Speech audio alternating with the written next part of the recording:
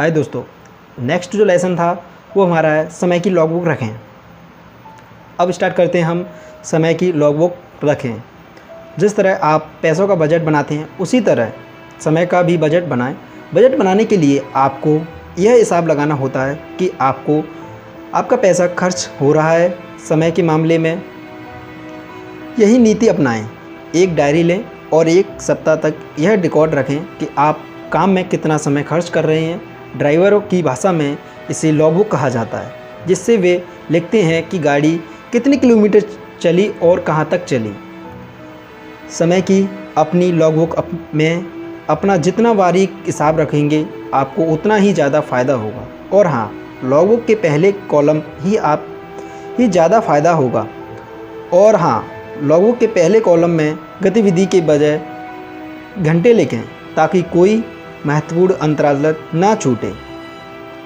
यानी इसमें क्या है कि जैसे लोग क्या है कि पैसों का मैनेजमेंट रखते हैं, पैसों की मतलब लॉगबुक रखते हैं, उसी तरह आप टाइम टेबल की भी लॉगबुक रखें।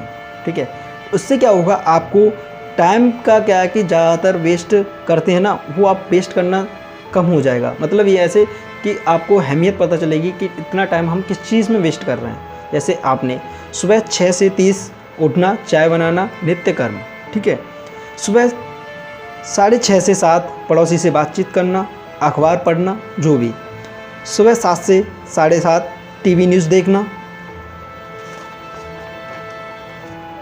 सुबह 7:30 से 8 नहाना और पूजा पाठ, जो भी याद है। सुबह 8 से 9 नाश्ता तैयार होना, नाश्ता वगैरह कर लिया। ठीक है, सुबह 9 से 6 ऑफिस जाना, यानी 9 से शाम 6 बजे तक ऑफिस वगैरह का यहाँ जो भी आपका बिजनेस है उसमें आप इन्वॉल्व रहना, ये चीज़। शाम 6 से 7 आराम करना, टीवी देखना।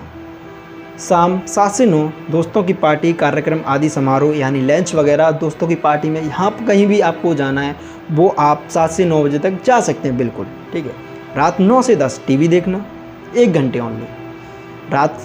सुबह 6 सोना, यानी रात के 10 बजे से सुबह 6 बजे तक आपको सोना है।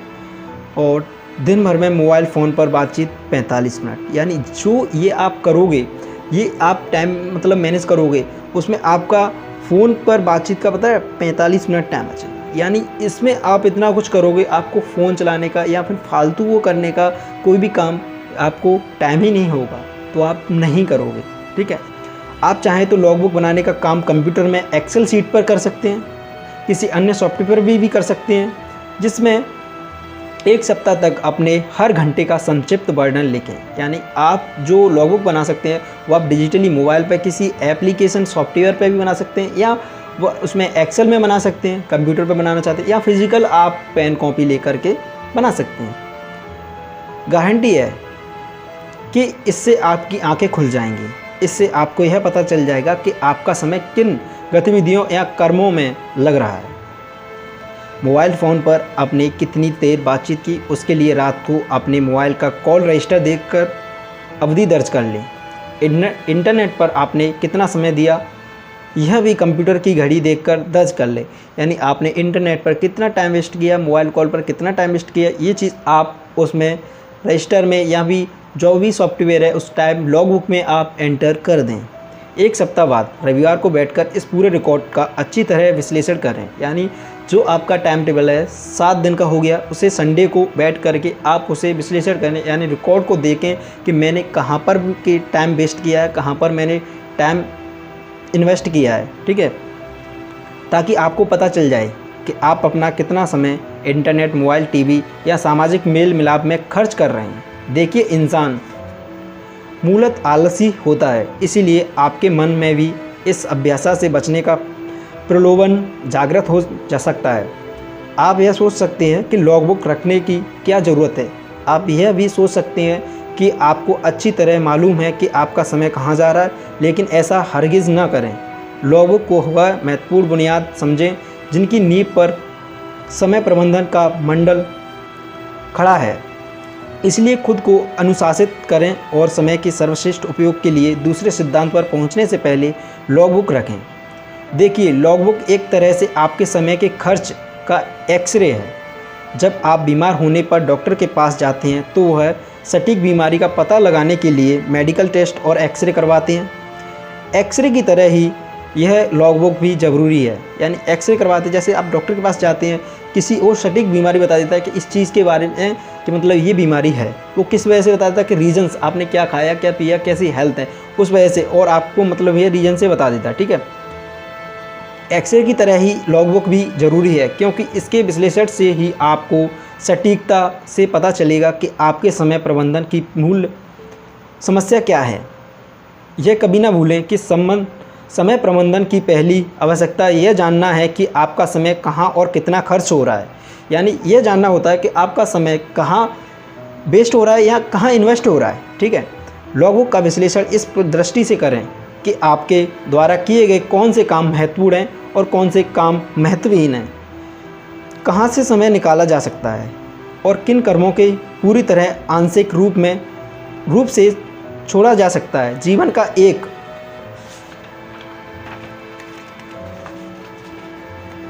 मूलभूत नियम यह है कि किसी नई चीज़ को करने के लिए आपको कोई पुरानी चीज़ छोड़नी होगी। अगर आपको कोई चीज़ पानी है तो उसकी कीमत चुकानी होगी, जबकि अब चूंकि आप समय का सर्वश्रेष्ठ उपयोग करना चाहते हैं, इसलिए उसके लिए आपको कीमत तो चुकानी ही होगी। अंततः पुरानी चीज़ों को छोड़ने के लिए अपना दिल पत्थर का कर लें और उतनी ही निर्ममता से विश्लेषण करें जितनी निर्ममता से कोई सर्जन आपके सीने पर चीरा लगाता है। समय की फिजूल खर्ची को जायज़ और तर्कसंगत साबित करने के लिए विलोभन से बचें, उतनी ही निष्पक्षता से विश्लेषण करें जैसे यह आपके नहीं किसी दूसरे के समय अवघंटन की लॉगबुक है। ठीक है, इसमें आप अच्छे से समझ रहे होंगे। आपके विश्लेषण का उद्देश्य यह पता लगाना है कि कौन सी गतिविधियां निर्धारित हैं या किन गतिविधियों में आप ज़रूरत से ज़्यादा समय दे रहे हैं। यानी इससे आपको ये चीज़ पता लगेगी कि कौन सी चीज़ आपके लिए मतलब ज़रूरी है और कौन सी चीज़ आपके लिए ज़रूरी नहीं है। जिसमें आप टाइम वेस्ट कर रहे हैं, टाइम को मतलब इन्वेस्ट कर रहे हैं, वो चीज़ आपके लिए ज़रूरी नहीं है, उसी में आप टाइम लगा रहे हैं। ठीक है, जिन्हें छोड़कर या जिनमें कटौती करके आप अपना समय खाली कर सकते हैं। गहराई से सोचें, क्योंकि आपने समय को खाली किए बिना आप नई गतिविधियाँ शुरू नहीं कर सकते। अगले सिद्धांत में आप आर्थिक लक्ष्य तय करेंगे जिन्हें हासिल करने के लिए आपको अतिरिक्त समय की ज़रूरत होगी, लेकिन आपको अतिरिक्त समय तभी मिल सकता है जब आप कुछ पुरानी गतिविधियों को छोड़ने का संकल्प करके अपना समय खाली कर लें। विश्लेषण करते समय लाल पेन से उन विवरणों पर गोला लगा लें जो आपको अपनी प्रगति के लिए महत्वपूर्ण लगते हैं। जैसे कि उसमें क्या दिया है, जैसे हाइलाइटर होता है, हम कोई भी चीज़ इंपॉर्टेंट होता है उस पर हाईलाइट कर देते हैं ना, ऐसे ही इस चीज़ में अगर आपके पास में कोई टाइम है, जैसे आपने टाइम किया कहीं पे वेस्ट किया, वो आपके टाइम मतलब ये वो वेस्ट है बिल्कुल टाइम, वो आपने वैसे ही फालतू में फिजूल खर्च किया था टाइम, उस पर आप रेड मार्क से गोला कर दें या फिर अंडरलाइन कर दें कि ये टाइम मुझे अब आगे से नहीं वेस्ट करना है। जैसे टीवी देखना या मोबाइल फ़ोन पर लंबी बातचीत करना या दोस्तों के साथ पार्टियों में जाना आदि। आप पूरी गंभीरता से विश्लेषण करेंगे तो आपको अपने समय अवगंटन में कई सुराग दिख जाएंगे। इस तरह आप चुटकियों में ही अपने कई घंटे खाली कर लेंगे, जिन्हें आप अनुत्पादक कामों से निकालकर उपयोगी कार्यों में लगा सकते हैं।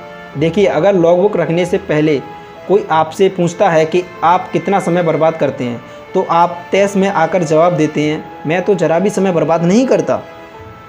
यह इंसान का स्वभाव होता है, वह यह मानता है कि वह जो कर रहा है सही कर रहा है। इसका मूल कारण यह है कि वह जानता है कि नहीं है कि वह कुछ गलत कर रहा है। अगर उससे मालूम होता कि वह कोई गलत चीज़ कर रहा है तो वह उसे करता ही नहीं।